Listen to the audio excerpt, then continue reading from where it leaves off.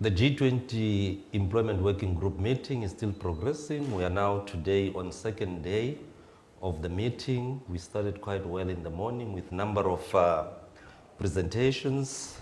Today we have our director for the CCMA, Mr. Morajane. Welcome, sir. Sure, good. We're going to have a conversation with yourself. You've attended the EWG meeting today. You made a presentation. You spoke of quite a number of interesting aspects. You dealt with labor regulation in platform work in South Africa. Can you just tell us the meaning, the implication, and the impact of platform work in a South African context, especially when it talks to labor regulations? Just in a conversation, your view, your point of view, what have you expressed, and what are the salient issues in relation to that? Okay. Look, when it comes to the regulation of platform work, what is clear is that we don't have a specific legislation or regulation that regulates platform work. In fact, the very concept of platform is a factor. Because when you're talking about digitization and issues relating to platform work, there are three main actors there. Number one, like in the Uber situation, you have someone who uses an app to request for a car, for transportation. That's the first actor. The second actor is the owner of the app, which is Uber in this case. And thirdly is the platform itself. So these are the three actors. So you cannot talk platform work without the platform. So the platform is the digital stage that you use to request a certain specific service. Do we have platform workers in South Africa? Yes, we do. As of 2022, we have more than 135,000 people that are on platform work. And interestingly, that some of the cases that come at the commission, you have people who come there, the main grievance is, I've been dismissed, or there's an unfavorable practice, that has been committed against me. But the biggest challenge is whether the Commission or Bargaining Council will have jurisdiction to hear that case. Why? Because a platform worker is classified as generally as an independent contractor. And the Labour Relations Act in South Africa is specific that an independent contractor is excluded from that definition.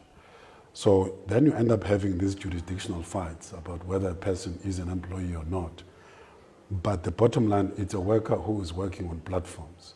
So the nature of the relationship is very important. So in resolving that dispute, there has to be some form of contract that exists between the one who demands service and the one who's executing the service. And in the Uber scenario, you have an Uber driver. Some of them, and most of them, they have to buy a car. Sure. And when buying a car, they must submit certain documentations like your driver's license, the PDP, and all of those things. When they meet all those requirements, they then given or get activated on the app, then they can start working.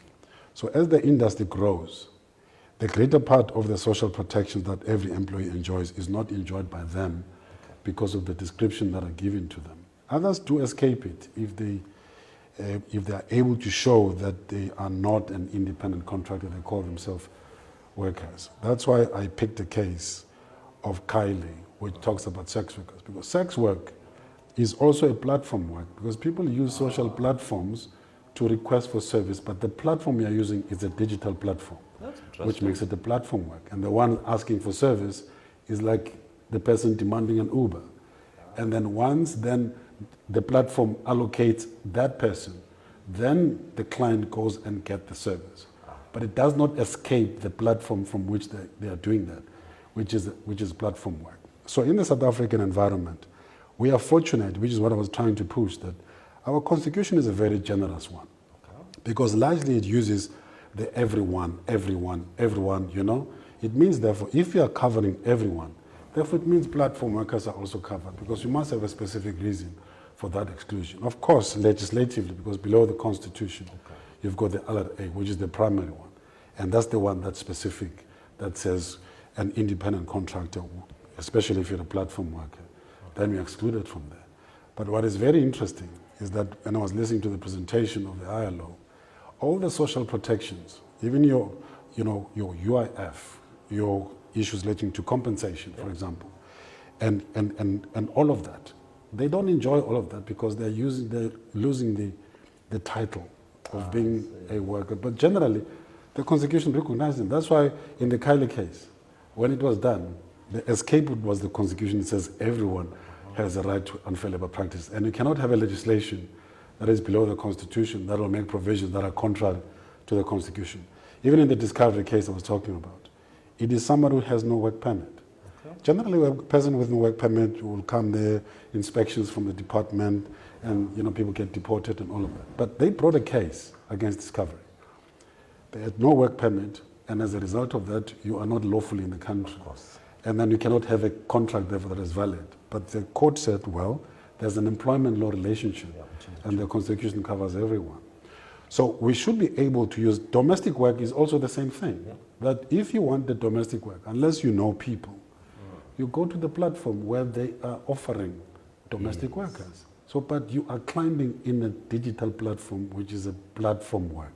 You get a platform worker from the owner of the app, you pay them a fee for that service of the domestic worker. They take their cost, and what remains, it goes to the domestic worker who's giving the work. But how did you find that person? Through a digital platform.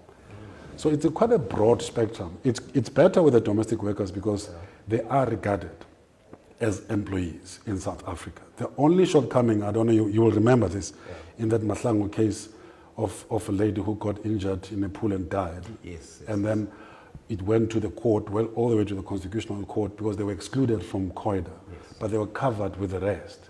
So the court said, this is unconstitutional, they're also covered. So they enjoy full social protection. But in that platform, there are different classes of the different types of platform work we're talking about. Others are regulated strictly by law, like sex work. Domestic work, they're covered sufficiently. But those who are pure independent contractors, who will have a contract with, Mr. D, they'll have a contract with Uber. So they are operating on different platforms. But the bottom line is, they are all platform workers. And if we say everyone is entitled to unfair labor practices or fair labor practices, and they cannot be dismissed unfairly, therefore, that's the whole concept. So I'm glad that there are developments. Usipo told me there are developments in terms of creating conventions that regulate that platform, because it's a 50 billion plus industry. So you cannot just ignore it. Yeah. So, but it's going to influence how our LRA is structured, basic conditions, and all other legislation that I was talking about. Because the moment you accept them as workers, it immediately attracts by default all those type of social protections. Wonderful. So we have to make progress, because you remember our president is part of that commission on the future of work with the Prime Minister of Sweden. And there's a commission's report that talks about a human-centered approach, a human-in-command approach. If you talk human, and these workers are human, they're covered broadly in terms of that, with all other benefits that comes with it. So that was the center of that presentation. No, that's great. Thank you very much, because we do agree that worker rights are indeed human rights. And I suppose, given that South Africa is put in this position and understanding, we want to understand how do we synergize with the global world. So in your view or your observation in terms of what we're doing in South Africa in this context of platform work as you've outlined it, in relation to other countries, where do we stand? Are we ahead? Are we on par? Or are we still working together towards a common goal? We are still working together towards that common goal. And I'm saying that purely because so far our demonstration is through our legislation, because like the cases I spoke about, we've made good decisions about those cases. And although legislatively we have not covered that. I mean, currently, for as long as you still have exclusions of independent contractors, and we call platform workers there, they will always be excluded. Okay. So if in our legislation we don't have that part, then regulate it differently, that there are certain different classes of those that will truly qualify when we use our tests in the LRA and who an employee is.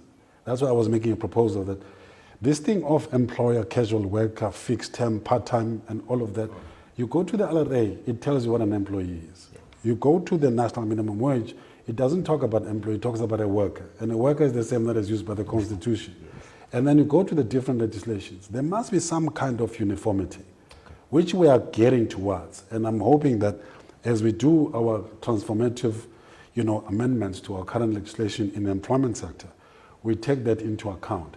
It's going to be different once the ILO does a convention on that, and we ratify that convention. It will mean, therefore, that our municipal law must be adjusted according to what we have ratified, which will then be inclusive of platform work. But like I said, when somebody asked that question, but others are multinational, others are multi-platform. That's okay, but that's not a license to exclude.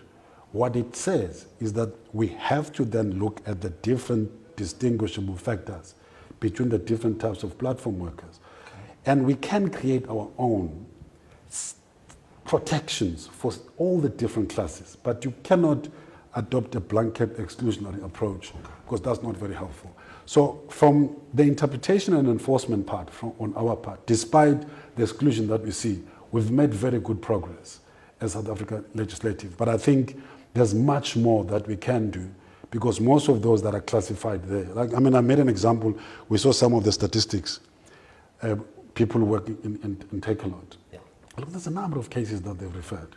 But along the way, you see that at the stage when it has to go to arbitration, then they get withdrawn. And en masse, not just a few. Then you ask yourself, so if they refer those cases, then they see the Uber case, they think that they've lost. And then do they decide therefore not to proceed? Or is it because there's issues of settlement that comes with it? But there must be a reason that drives a person to withdraw. And part of it is because maybe a person feels that they don't have prospects of success. Yeah. Because of these legislative gymnastics we're talking about, including certain court judgments. So yes, we've made progress. We're making progress. And we don't have a choice because our president is part of the co-chair of the commission. And the report exists. And we launched it in March in 2019. Okay. So we have to progress on the content in terms of there's very key principles that comes with that. And part of it is the human center, the capacity training, opportunities, and all those kinds of things. That forms part of that. But I think we can do better than that. Okay. We have not failed in that, but it's a new concept in the broader context of 4IR. Mm-hmm. So we must make progression towards making it better. And if you look at the presentation of the ILO, yeah. And especially the ILO presentation with us, if you look at the entire presentation throughout, they're talking about platform workers, our workers, they must be covered in terms of social protections that we have. And I think as a country we can also do so. Oh, absolutely. I'm better informed now in terms of what platform work is, and I suppose constitutional rights and labor laws needs to be in sync to ensure that workers enjoy their rights as human rights. And protections. There you have it from Director for the CCMA, Morajane. Thank you very much for being with us in the studio. It was indeed a pleasure. Thanks. Thank you. Thanks for having me.